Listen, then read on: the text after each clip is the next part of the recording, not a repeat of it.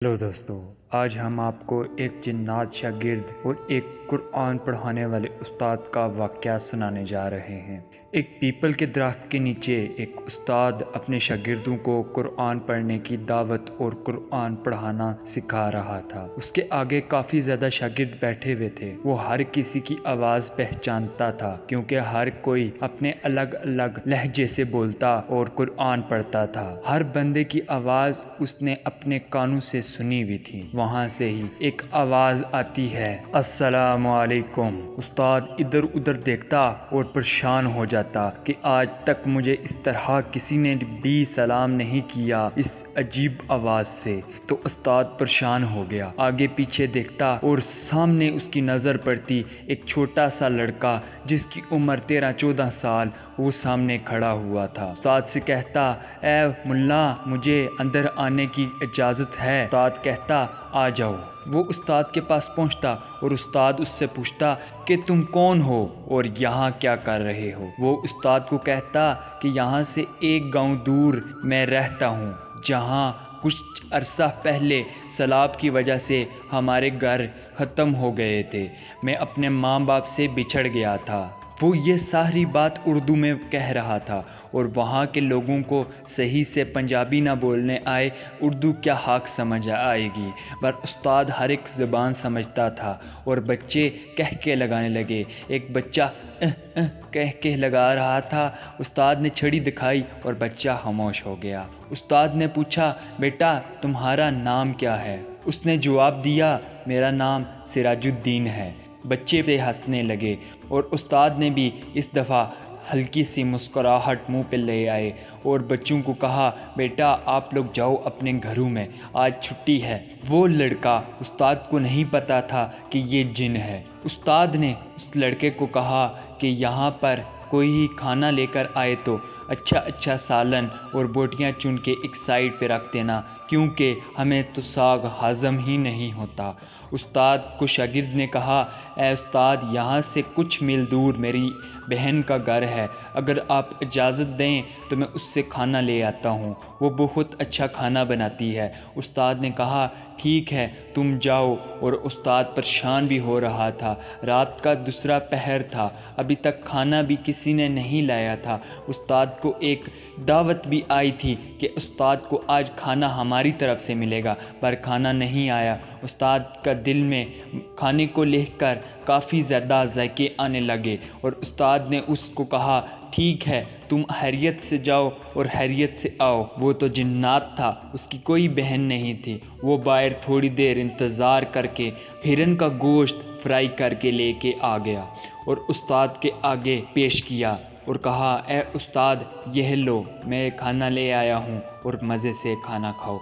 उस्ताद ने बहुत ही प्यारे तरीके से उसको कहा, बेटा आप भी बैठ जाओ और मेरे साथ खाना खाओ। उस खाने के बाद, चुनाचे उस्ताद ने शादी नहीं की हुई थी, इसलिए उस्ताद ने उसको अपना बेटा बना लिया और आस्ता आस्ता करते करते उसको कुरान का हाफिज़ भी बना दिया। एक दिन उस्ताद के पेट में बहुत शदीद दर्द था, तो वो लड़का, वो जिन्नात भी वहाँ पर मौजूद था। उस्ताद ने उसको कहा, यहाँ से कुछ मील दूर एक हकीम रहता है, क्या तुम वहाँ से मुझे कुछ दवाई ला दोगे ताकि मेरे पेट का आराम आ जाए। तो वो जैसे ही उस्ताद के कमरे से बाहर निकला और बारिश शुरू हो गई और कमरे में आंधी तूफान आने लग पड़ा। उस्ताद ने ये समझा कि ये बिन बाप और बिन माँ का बेटा को मैंने भेज दिया, इस वजह से ये चीज़ें ज़ाहिर हो रही हैं। उस्ताद भी परेशान होने लगा। देखते ही देखते वो लड़का अंदर आ गया, पर उस्ताद को नज़र न आए क्योंकि वहाँ का दिया भी बुझ गया था। और उस्ताद ने कहा, ए बेटे तुम ले आए हो क्या हकीम से दवाई?